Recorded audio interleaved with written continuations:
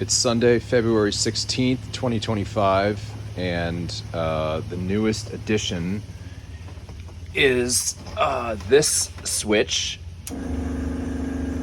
Makes beautiful noises, and you will see that that is the old fuel pump that used to be in this car that is now being repurposed into a water pump. Genius me put it in the wrong direction, so that's why the wiring makes an S. But whatever, it's fine. I like the fact that the wiring is away from the brake line. I was actually thinking of like following the brake line up, but it's much better using the stock clips that are already there. And let me just get the light just so we can see. Obviously, the hookup was relatively simple with just another power distribution coming out of our box there. And then everything is keyed, obviously, so everything's off with the key. I'll just leave that off for now. Yeah, so it's not, it's still time consuming to wire in stuff, but at least it's like straightforward. Measure the wire. I've got all this power and ground wire, which is a great deal. 14 gauge, can handle a reasonable load, good quality stuff, and then just loom it with 1/4 inch. And then the way I do it is that the power comes in there, and then the ground splits off, and then I'm just grounding everything underneath the dash again for those two switches. But those are going to be just the two switches. The left one is the vacuum pump, the right one is the water pump. And that's hopefully really all I need there. It's pretty nice to have the wires just loom across the top of the bulkhead, and you'll see the stock radiator is now in, right? So pretty nice radiator, frankly. Hope it doesn't leak. I don't think it does, because it's actually still got some coolant in it. But radiator flow is top to bottom. That's makes sense, gravity, right? And you don't want to be sucking air from the top of the radiator. So the water goes down and then is going to come up and out of that area, elbow, reducer, and we're getting all the way down to like a 1/8 hose. But it's all about it's all about flow. I like the idea of the pump.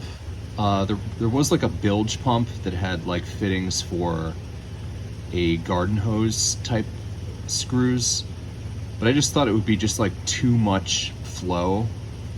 And it also said like 50 psi, which to me,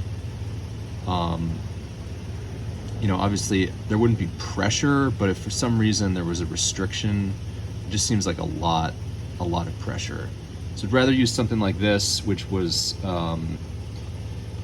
it's a 6-volt pump for an old car, but it says max pressure 6 to 8 psi. So, I don't think we'll be pushing more than 20 at 12, hopefully.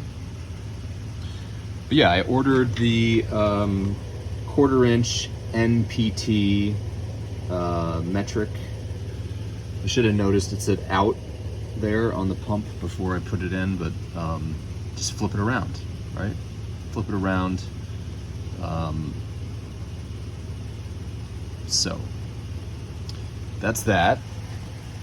Pretty gnarly reducers. This is just what Home Depot had. It's obviously for like a dishwasher drain. But if you put some stuff inside this, then you can clamp over it, like that. So just just kind of roughing things in as I promised. But I think it's going to be cool. It also has mounting brackets for a electric fan, and I also have a cooling fan activation switch with a it's a it's a thermostat, electric thermostat. So it's like a relay that is controlled by a thermistor, I guess 150 degrees or something like that, probably just stock automotive stuff. But hey, if we need an extra fan to pull air through this radiator, and then maybe even step up the water pump to get, high flow, put some like 5/8 heater hose, it could be redone. We'll just see. This is what I have now. This is what should be easy. The thing about the 1/8" tubing, I will show you why. Let me just bring it over so we've got some light on it. But this here is the chill plate. It goes on the bottom of the inverter. And this was from EV West. It's for the Curtis controller. And you can see, your 1/4" NPT, those guys are going to be used for either 1/8" or 1/4" barbs. So these guys actually were from the fuel pump, and they fit 3/8, not yeah. So this is a 1/4", but you can see it's pretty damn small to begin with. And if that's the diameter of the flow at the chill plate, what's the point of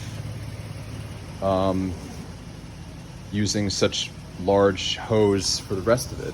I mean, I guess it probably would help, but if the restriction is going to be there anyway at the chill plate, I'm not too concerned about the diameter of the hoses right now. I like the idea of using the stock radiator. I think it looks cool. It's definitely nice and large, plenty of surface area, and also the way that the car is designed, it kind of has like a box that allows airflow in. I don't know if, let me get the light.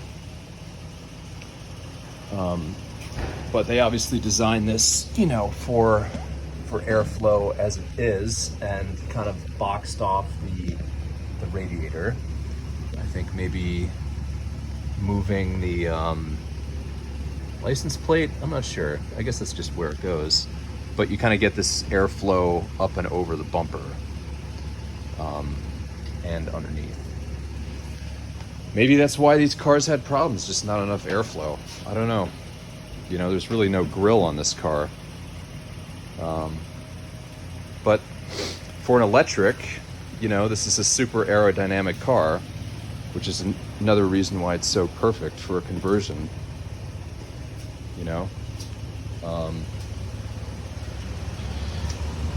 Yeah, it's got that nice belly pan on there. It's great. It's going to be cool. So that's done. I'm kind of happy with that. I'm going to wait until I figure out where the orientation of the inverter is going to go before I bolt up that chill plate, because I assume the nipples would be here, but I may mount the inverter like this. I don't know. Depending on where I want the control wires coming out, and then the wires going to the motor. So I'm gonna wait to, it's always like you want to get those easy wins where you just like put the gasket on here, bolt it up, but then you realize you want it flipped around on the other side. for the orientation of this. So I'll wait on that. I've got the hardware. It even came with the gasket maker. So today I'm gonna go to lunch, but then when I come back, I think it's time, you know, get some guts and take a look at the high voltage battery.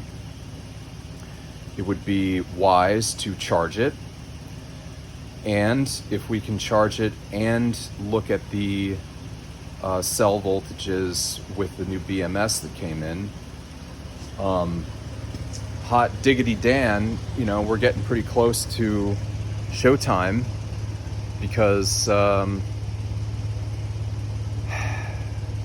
if I'm happy with the state of the battery, I have a cooling system, I know I could drop this motor in with the new drive shaft, or the drive shaft that's got a new carrier bearing,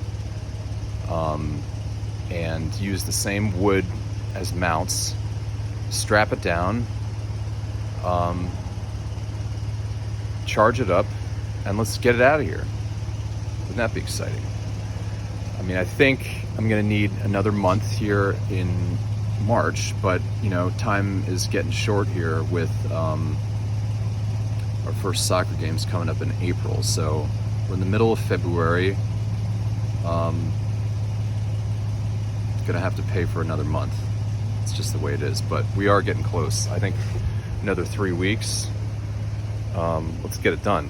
And if the BMS work is live today, then that's like a huge weight off, that I know, hey, the cells are balanced, hey, the cells are charged, hey, I've got this voltage, and then you can start to watch what happens when we take it around the parking lot here. You know, but there is going to be some time to organize the new HV architecture with kill switches and the contactor in the back and the wiring loom and stuff like that. So that's going to take some time, but it's an electric car, man. Pretty simple. Yeah, but the cooling system's basically done, and so that's what we got done yesterday and this morning. So rock on, it's happening.